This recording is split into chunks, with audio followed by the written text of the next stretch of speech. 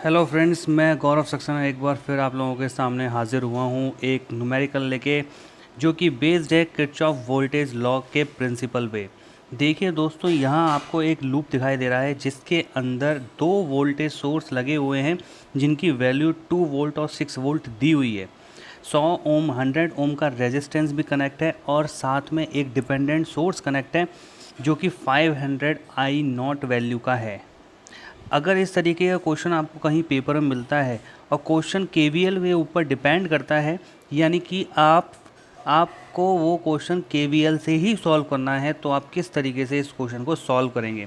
साथ में इस क्वेश्चन के अंदर आपसे पूछा गया है कि 100 ओम यानी 100 ओम का रजिस्टर कितनी पावर डिसिपिएट करेगा। दूसरा क्वेश्चन इसमें पूछा गया है कि जो डिपेंडेंट सोर्स आपको यहाँ दिखाई दे रहा है जिसकी वैल्यू 500 आई नॉट दी हुई है, उसकी वैल्यू क्या होगी। तो दोस्तों, इस तरीके के क्वेश्चन को सॉल्व करने के लिए अगर हम केवीएल मेथड जो कि हमें यूज़ करना है इस न्यूमेरिकल को सॉल्व करने के लिए, हम और भी मेथड यूज़ कर सकते हैं, लेकिन ये क्वेश्चन हम केवीएल से सॉल्व करेंगे। आइए देखते हैं किस तरीके से हम इसको सॉल्व कर सकते हैं। देखिए दोस्तों, पिछले कुछ लेक्चरों में मैंने आपको केवीएल के बारे में बताया था। पिछले कुछ लेक्चर्स से हम ये डिस्कस कर रहे हैं कि केवीएल अप्लाई करने के लिए सबसे पहले एक क्लोज लूप या क्लोज मैश का होना बहुत ज़रूरी है, या आप कह सकते हैं क्लोज पाथ का होना बहुत ज़रूरी है। तो ये पूरा नेटवर्क एक क्लोज नेटवर्क की तरह दिखाई दे रहा है। कैसे? अगर मैं आपसे कहूँ कि ये पॉइंट ए है और ये पॉइंट बी है, this point is C and this point is D. तो फ्रेंड्स, आप ये देखिए कि अगर आप ए से चल के बी तक जाते हैं, बी से सी जाते हैं, सी से डी जाते हैं और डी से ए आते हैं, तो एक क्लोज पाथ बनता है जिसे हम मैश या लूप कहते हैं। अपने पिछले लेक्चर्स में मैं आपको बता चुका हूँ कि मैश और लूप में क्या डिफरेंस होता है। मैं आपको फिर से एक बार याद दिलाना चाहूँगा कि लूप वो पाथ होता है जो कि क्लोज्ड होता है। क्लोज का मतलब जिस पॉइंट से आप स्टार्ट कर रहे हैं, आप अगर घूम फिर के उस पॉइंट तक वापस आ जाते हैं तो वो लूप की कैटेगरी में आता है। लेकिन मैश के अंदर आप ये ध्यान रखें कि आप घूमकर यानी कि रोटेट होकर दोबारा उसी पॉइंट पर आओगे जहाँ से चले थे, लेकिन आप विवश हो कि आप किसी ब्रांच को क्रॉस नहीं कर सकते। अगर आपने किसी ब्रांच को क्रॉस किया तो आप उसे मैश नहीं कह सकते, आप उसको लूप कह सकते हो। तो मैश को हम कह सकते हैं कि मैश एक सबसे स्मॉलेस्ट लूप होता है जिसमें हम किसी ब्रांच को क्रॉस नहीं करते। आइए इस क्वेश्चन को हम सॉल्व करते हैं with the help of KVL. तो देखिए दोस्तों, इस न्यूमेरिकल के अंदर हम ये मानते हैं कि केवीएल के अंदर सबसे पहली चीज़ जो आपको माननी है वो ये माननी है कि आप एक करंट को फ्लो करेंगे इस सर्किट के अंदर और ये मानेंगे कि वो करंट की डायरेक्शन ये है। ओके, मैं इसको थोड़ा सा और क्लियर बनाने के लिए ब्लू कलर का यूज़ इस्तेमाल कर रहा हूँ और इसका नाम रख रहा हूँ लेट से आई करंट इस तरीके से फ़्लो होती है। देखिए फ्रेंड्स, आप किसी भी डायरेक्शन में करंट लीजिए, क्लॉकवाइज या एंटी क्लॉकवाइज, किसी भी लूप में उससे कोई फ़र्क नहीं पड़ता। बस इतना ध्यान रखिएगा कि जब करंट किसी रजिस्टर में एंटर होती है तो आप प्लस लीजिए और जहाँ से बाहर निकलती है वहाँ नेगेटिव लीजिए। ठीक है, आप नेगेटिव पॉजिटिव के चक्कर में भी पढ़ सकते हैं। मतलब मैंने आपको पॉजिटिव टू नेगेटिव बताया है, आप चाहें तो नेगेटिव टू पॉजिटिव ले सकते हैं, लेकिन मैं अपने कंसेप्ट के हिसाब से आपको ये सजेस्ट करूँगा कि आप जहाँ से करंट एंटर हो वहाँ पॉजिटिव लें, जहाँ से करंट लीव हो वहाँ नेगेटिव लें। अब हम यहाँ पे अप्लाई करेंगे Kirchhoff voltage law. So apply KVL. चलिए दोस्तों, हम जो लूप यहाँ से स्टार्ट करेंगे वो ए से करेंगे, फिर हम बी तक जाएंगे, फिर सी, फिर डी और घूम फिर के फिर वापस ए तक आएंगे। ठीक है दोस्तों, चलिए स्टार्ट करते हैं। जब हम ए से स्टार्ट करके बी तक जाते हैं तो हमें एक वोल्टेज सोर्स मिलता है जिसमें हम, देखिए ध्यान से देखिए, जब हम ए से स्टार्ट करके आगे जाते हैं तो हमें एक वोल्टेज सोर्स मिलता है जिसमें हम नेगेटिव से पॉजिटिव जा रहे हैं। हम ये कहते हैं हमेशा कि जब हम नेगेटिव से पॉजिटिव जाएंगे तो हमारी वैल्यू बढ़ जाएगी, इंक्रीज हो जाएगी, और जब नेगेटिव से पॉजिटिव जाएंगे तो पॉजिटिव से नेगेटिव जाएंगे तो वैल्यू कम हो जाएगी। अभी हम जब इस सोर्स को क्रॉस करते हैं तो हम नेगेटिव टू पॉजिटिव जा रहे हैं, तो हमारी वैल्यू बढ़ गई और बढ़ने के लिए हम यूज़ करेंगे प्लस साइन और उसकी वैल्यू है 2 वोल्ट। आगे देखिए, उसके बाद हमें एक रेजिस्टेंस मिलता है जिसकी वैल्यू है 100 ओम। उसमें से जो करंट फ्लो हो रही है उसकी वैल्यू हमने मानी है आई, जो कि लूप के अंदर फ्लो होने वाली करंट है। ओके, तो करंट जहाँ से एंटर हो रही है वहाँ हम पॉजिटिव लगाएंगे, जहाँ से लीव हो रही है वहाँ नेगेटिव लगाएंगे। तो कितना वोल्टेज इस रजिस्टर पर आएगा हमें वो लिखना है, क्योंकि दोस्तों हम ये जानते हैं कि किसी भी ओम्स लॉ, किसी भी रजिस्टर में से जब करंट फ्लो होती है तो ओम्स लॉ के हिसाब से उसके ऊपर आने वाला वोल्टेज रेजिस्टेंस इनटू करंट होता है। तो इस रेजिस्टेंस पर आने वाला वोल्टेज होगा -100I। अब क्वेश्चन ये उठता है कि सर आपने माइनस क्यों लगाया।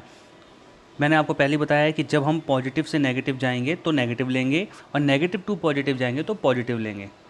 ठीक है, हमने रेजिस्टेंस में नेगेटिव क्यों लिया, क्योंकि रेजिस्टेंस वोल्टेज को ड्रॉप करता है, इसलिए कुछ वोल्टेज वो अपने अंदर ड्रॉप कर लेता है और बाकी का वोल्टेज वो आगे बढ़ा देता है। इसलिए हम स्टार्टिंग में पॉजिटिव लगाएंगे जहाँ से करंट एंटर कर रही है, और नेगेटिव लगाएंगे जहाँ से करंट लीव कर रही है। तो फ्रेंड्स, हम बी पॉइंट तक पहुंच चुके हैं। अब हमको दिखता है बी टू सी के अंदर एक 6 वोल्ट का वोल्टेज सोर्स। तो इस वोल्टेज सोर्स को जब आप क्रॉस करके जा रहे होंगे तो आप देखिए आप नेगेटिव टू पॉजिटिव जा रहे हैं, यानी वैल्यू बढ़ रही है। और जब वैल्यू बढ़ती है तो हम प्लस लेते हैं और लगाते हैं 6, क्योंकि इसकी वैल्यू है 6 वोल्ट। इसके बाद आप सी तक पहुंच गए। सी से डी तक कोई भी कंपोनेंट यहाँ कनेक्ट नहीं है, कोई भी एलिमेंट यहाँ नहीं है, ना ही पैसिव है ना ही एक्टिव है, तो इसको आप रहने दीजिए। डी तक आप आ चुके हैं, बहुत अच्छी बात है। अब आपको डी से ए तक वापस जाना है। तो डी से ए तक पहुँचने के लिए आपको एक डिपेंडेंट सोर्स का सामना करना पड़ रहा है जो कि पॉजिटिव टू नेगेटिव जा रहा है। तो हम यहाँ पर सबसे पहले नेगेटिव साइन लगाएंगे, क्योंकि ये एक वोल्टेज सोर्स है जैसे कि आपको फिगर में दिख रहा है, लेकिन डिपेंड कर रहा है वो करंट पे। जैसा कि मैं आपको दिखाना चाहूँगा, करंट कहाँ है हमारी, ये करंट है, ये I0 करंट पे डिपेंड कर रहा है। ठीक है दोस्तों, ये I0 की वैल्यू पर डिपेंड कर रहा है और I0 है करंट। ओके, तो आप ये देखिए कि इस वोल्टेज सोर्स की वैल्यू को हम किस तरीके से लिख सकते हैं, आइए देखते हैं। माइनस साइन हमने ले लिया है बिकॉज पॉजिटिव टू नेगेटिव हम जा रहे हैं, और इस वोल्टेज सोर्स की वैल्यू दी हुई है 100I0।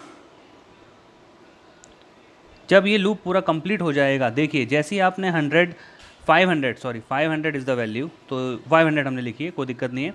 तो जैसे ही आप 500 I0 की वैल्यू लिखेंगे, पॉजिटिव टू नेगेटिव जाएंगे, आप ए पॉइंट तक दोबारा आ जाएंगे, और एक क्लोज पाथ का टोटल वोल्टेज 0 होता है, ऐसा KVL का प्रिंसिपल बोलता है। ओके, अब आप देखिए दोस्तों, इसके अंदर सबसे बड़ी बात कि हमारे पास दो वेरिएबल आ रहे हैं, एक I और एक I0। हमसे पूछा गया पावर डिसिपेशन, हमारा करंट की वैल्यू का निकालना बहुत ही ज़्यादा ज़रूरी है। तो मैं आपको बताना चाहूँगा कि इस लूप में जो करंट फ्लो हो रही है उसके लिए हम ये कह सकते हैं कि जो I है वो I0 के इक्वल होगी, क्योंकि I0 वो करंट है जो इस लूप में फ़्लो होती है। तो हमने जो I मानी है डेफिनेटली वो I0 के इक्वल होगी, और हम इस इक्वेशन को अब लिखेंगे 2 - 100 I0 plus 6 - 500 I0 is equals to 0। अब हम इसको ऐड करेंगे, 100 ऑफ 600, 500 एंड 100 दैट इज़ 600, जो कि उस साइड चला जाएगा। So 600 I0 is equals to 8। So I0 is equals to, I0 को हम तरीके से लिख लेते हैं, I0 इज़ इक्वल्स टू 8/600। तो फ्रेंड, जब हम इसको सॉल्व करेंगे तो हमको मिलेगा, हम इसको 4 से भी डिवाइड कर सकते हैं, तो 4 से ही कर लेते हैं। क्या हम इसको 8 से डिवाइड कर सकते हैं, तो 8 8 जा 64 होता है, ये तो ज़्यादा हो गया। 8 7 जा 56, 40 आएगा, यानी 8 से डायरेक्ट डिवाइड हो जाएगा। 8 1 जा 8 एंड 8 7 जा 56 आएगा 4, जो कि जाएगा 5 टाइम, यानी 1/75 इसकी वैल्यू आ गई करंट की, 1/75 एम्पियर। ओके, अगर इसकी वैल्यू 1/75 एम्पियर आ चुकी है तो सबसे पहले हम इसमें जो पहला क्वेश्चन हमारा है वो है पावर डिसिपेशन इन 100 ओम। तो 100 ओम में पावर डिसिपेशन हमें निकालना है। पावर डिसिपेशन का फॉर्मूला होता है P = I²R। ये हम फर्स्ट क्वेश्चन की बात कर रहे हैं। तो I की वैल्यू आ गई 1/75 इंटू 75 इंटू R की वैल्यू है 100।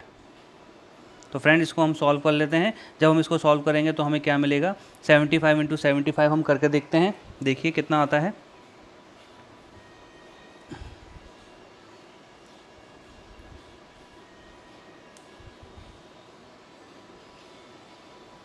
75 इंटू 75 करते हैं तो 5625 आता है। और आपको 100 यानी 100 का डिवाइड करना है 75 इंटू 75 में।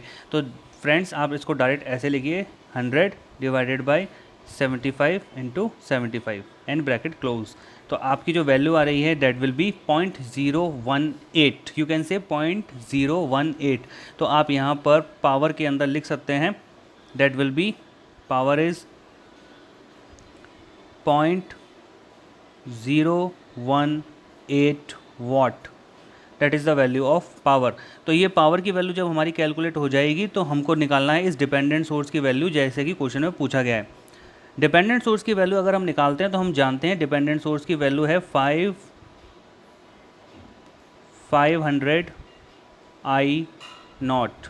और जैसा कि आप जानते हैं कि 500 की वैल्यू हम आई नॉट की वैल्यू हम निकाल चुके हैं, that is 500 divided by I not की वैल्यू अगर मैं आपको दिखाना चाहूँ तो मैं आपको बता सकता हूँ कि आई नॉट की जो वैल्यू है दैट इज़ 1/75।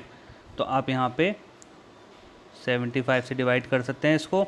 तो इस डिपेंडेंट सोर्स की जो वैल्यू आएगी 500 डिवाइडेड बाई 75। आइए फ्रेंड्स हम देखते हैं कि 500/75 कितना होता है। सो 500 डिवाइडेड बाई 75, तो आंसर आता है 6.67। तो हम यहाँ पर 6.67 लिख देते हैं। और ये जो वैल्यू है वोल्टेज सोर्स की है, इसलिए वैल्यू लगाते हैं V यानी वोल्ट। तो एक तरीके से आप देखें तो ये है सॉल्यूशन आपके दूसरे क्वेश्चन का, और पहले क्वेश्चन का सॉल्यूशन हम ऑलरेडी निकाल के आ चुके हैं, that is first solution of first question. तो इस तरीके से हम एक KVL का यूज़ करके हम किसी न्यूमेरिकल के अंदर करंट की वैल्यू या पावर डिसिपेशन की वैल्यू या जो भी हमसे पूछी गई है हम पूछ सकते हैं या निकाल सकते हैं।